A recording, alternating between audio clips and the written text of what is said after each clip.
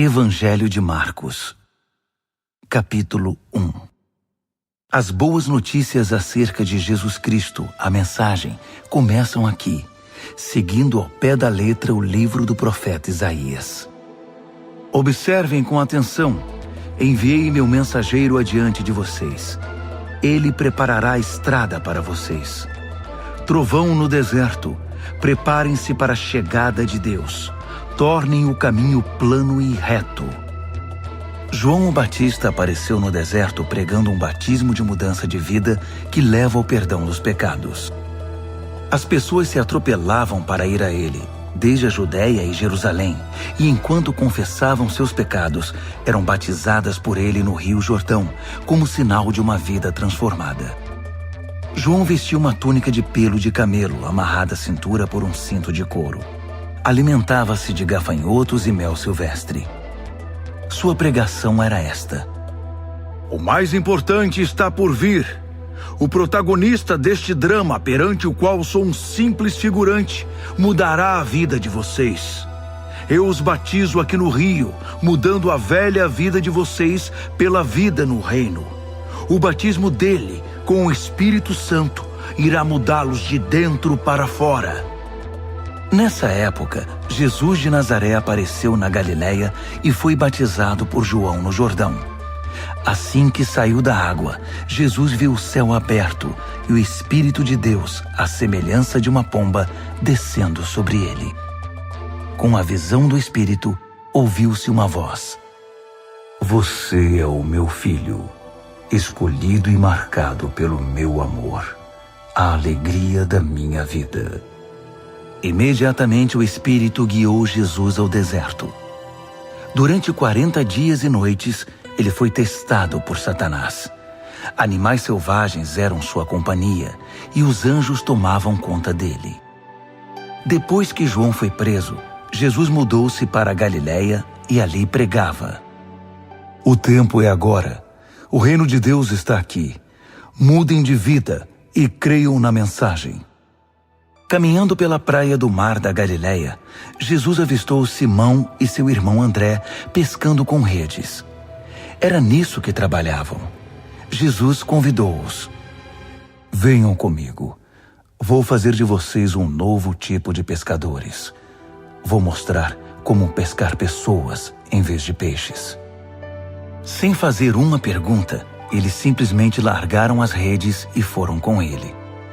Alguns metros adiante, perto da praia, ele viu os irmãos Tiago e João, filhos de Zebedeu, que estavam no barco consertando as redes. Jesus fez aos dois a mesma proposta. Imediatamente, eles deixaram seu pai, Zebedeu, o barco e os empregados e o acompanharam. Eles entraram em Cafarnaum. Quando o sábado chegou, Jesus foi logo para a sinagoga e passou o dia lá ensinando. O povo ficou admirado com seu ensino objetivo e confiante, sem os sofismas e as citações usados pelos líderes religiosos. De repente, estando ele ainda na sinagoga, a reunião foi interrompida por um homem extremamente perturbado, que gritava: O que você veio fazer aqui conosco, Jesus? Sei o que você veio fazer aqui, Nazareno. Você é o Santo de Deus e veio aqui para nos destruir. Jesus ordenou: Quieto, saia dele.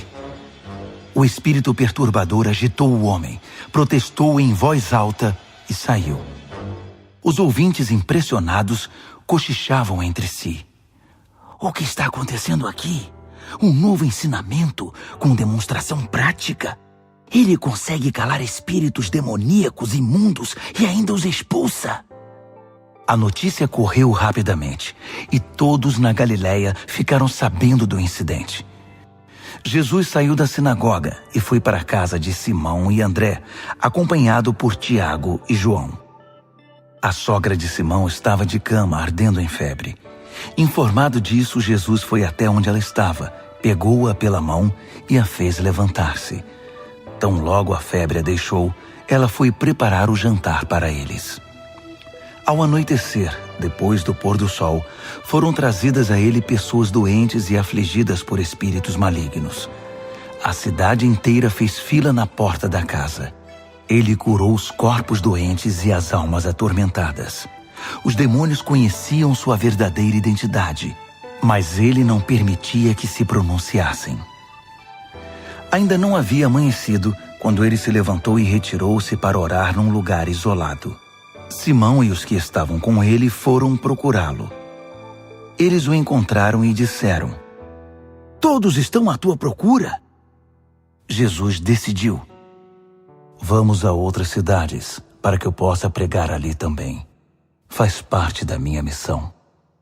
Assim, por toda a Galiléia, ele visitou sinagogas, que era um lugar de reunião, pregando e expulsando demônios.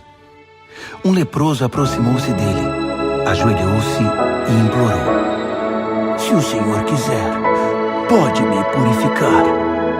Emocionado, Jesus estendeu a mão, tocou o leproso e disse: Quero, fique limpo.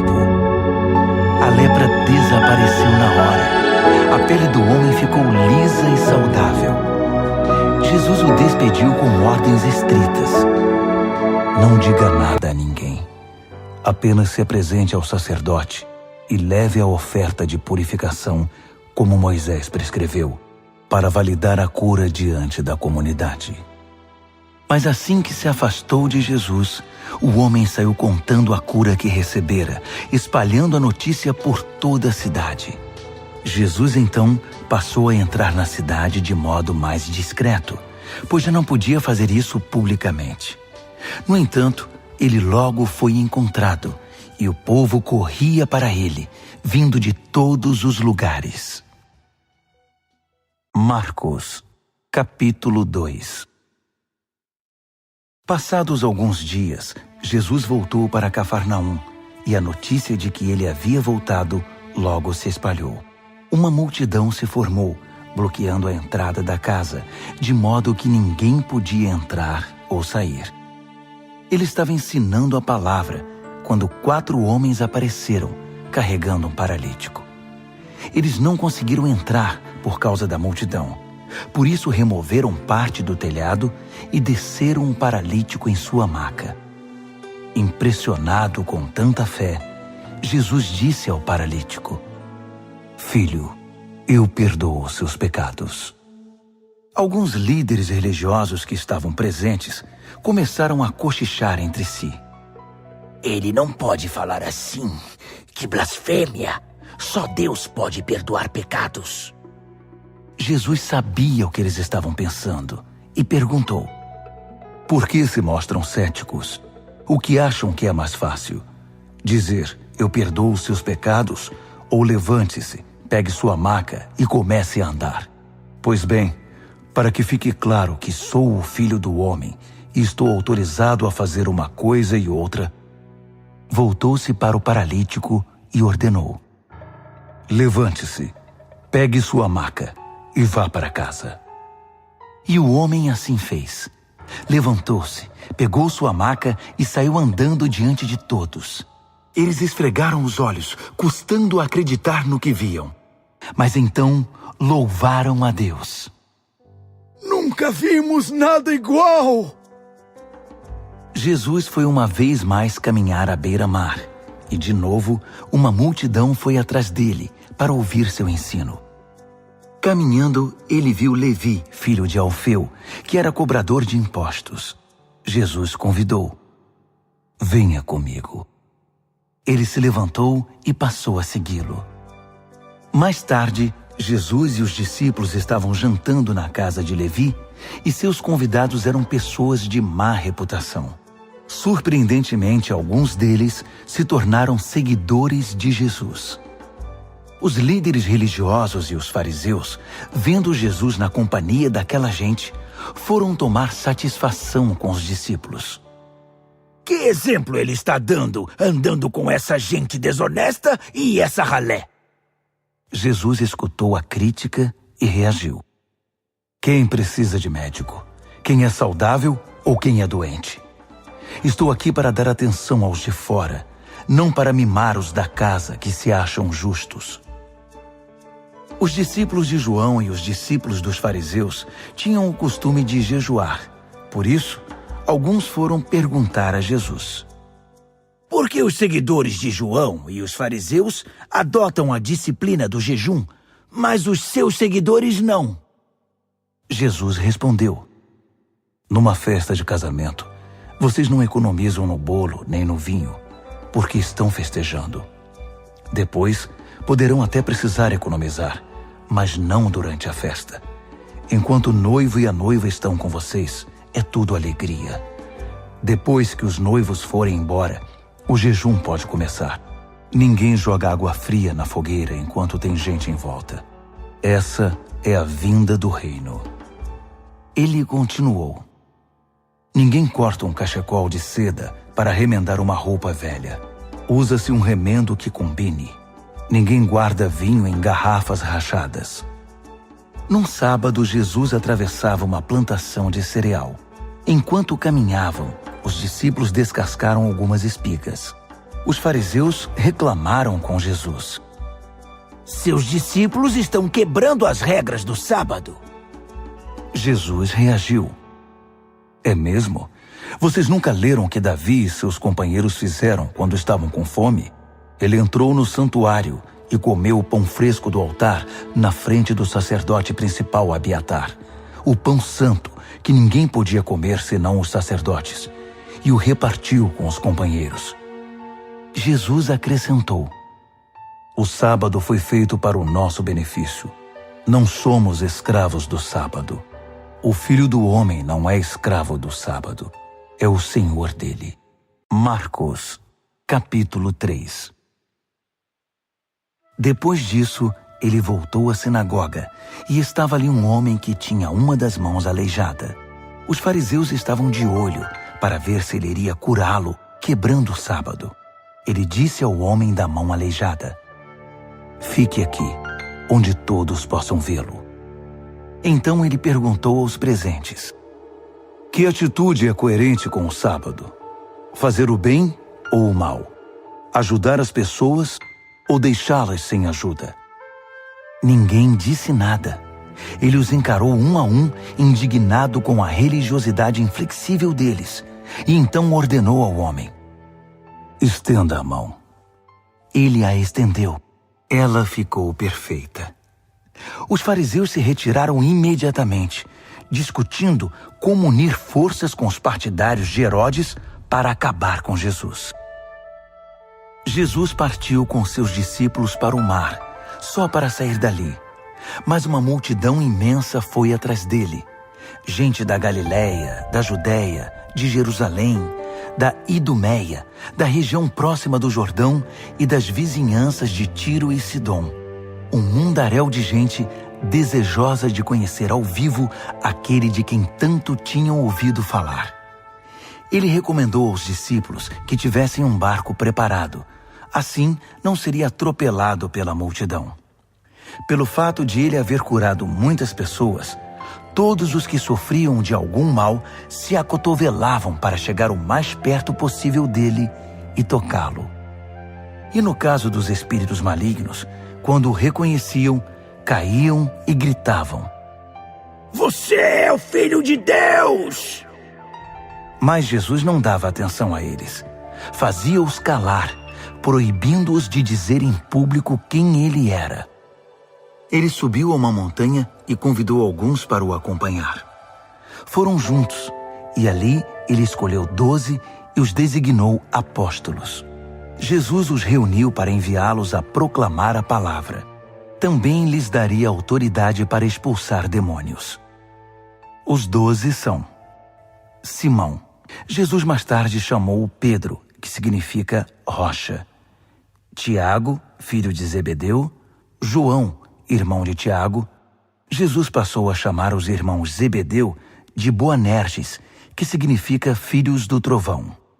André, Felipe, Bartolomeu, Mateus, Tomé, Tiago, filho de Alfeu, Tadeu, Simão o Zelote, Judas Iscariotes, que o traiu. Jesus foi para casa e, como sempre, uma multidão se formou em volta. Era tanta gente pedindo ajuda que ele não tinha tempo nem para comer. Alguns parentes, informados da situação, foram tirá-lo de lá, até pela força, se necessário. Eles suspeitavam que Jesus estava perdendo o juízo. Os líderes religiosos de Jerusalém espalharam o boato de que ele estava praticando magia negra, fazendo truques diabólicos para impressionar o povo, mostrando poder espiritual.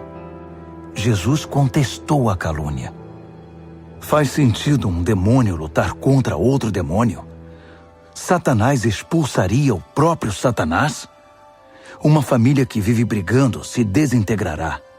Se Satanás expulsa Satanás, não irá se destruir?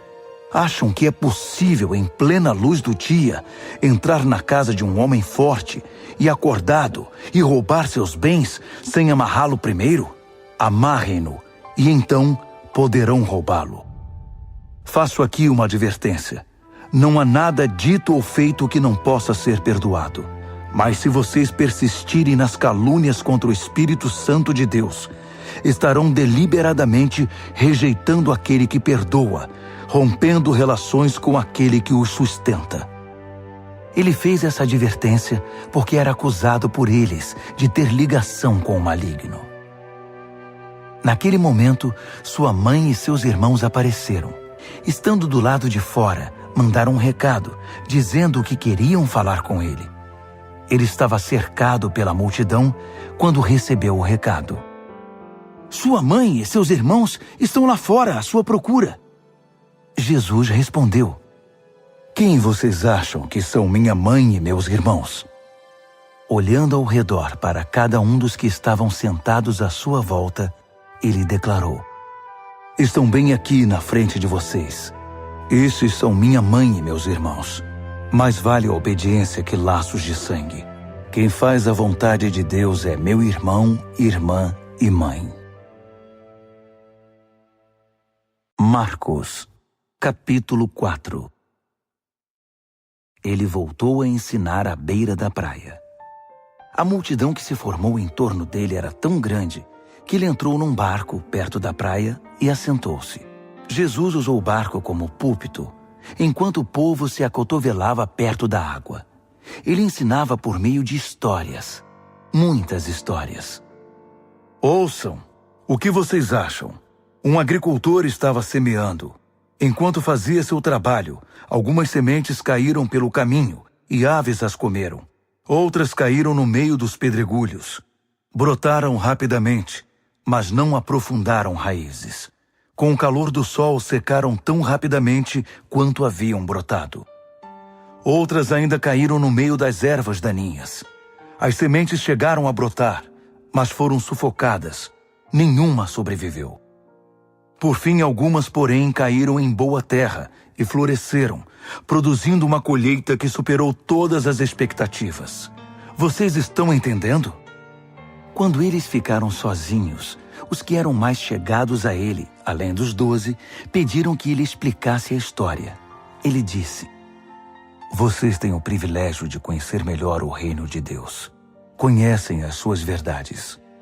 Mas para aqueles que ainda não podem ver, tudo é dito por meio de histórias, a fim de guiá-los a discernimentos mais profundos. Essas pessoas são assim. Seus olhos estão abertos, mas não veem nada. Seus ouvidos estão abertos, mas não entendem uma palavra. Recusam-se a voltar-se para Deus para receber perdão. Ele continuou: Entenderam o objetivo da história? Todas as minhas histórias têm o mesmo propósito. O agricultor planta a palavra. Alguns são como a semente que cai à beira do caminho. Assim que ouvem a palavra, Satanás arranca o que foi plantado neles. Outros são como a semente que cai no meio dos pedregulhos. Ouvem a palavra e a recebem com grande entusiasmo. Mas assim como a palavra não cria raízes, a emoção passa ou surge alguma dificuldade, não sobra nada. A semente lançada no meio das ervas daninhas é aquele que ouve a mensagem do reino, mas é vencido pela preocupação, e pela ilusão de manter o que tem e de ganhar mais. A mensagem é sufocada e não sobra nada. A semente lançada na terra boa é a pessoa que ouve a palavra e a abraça.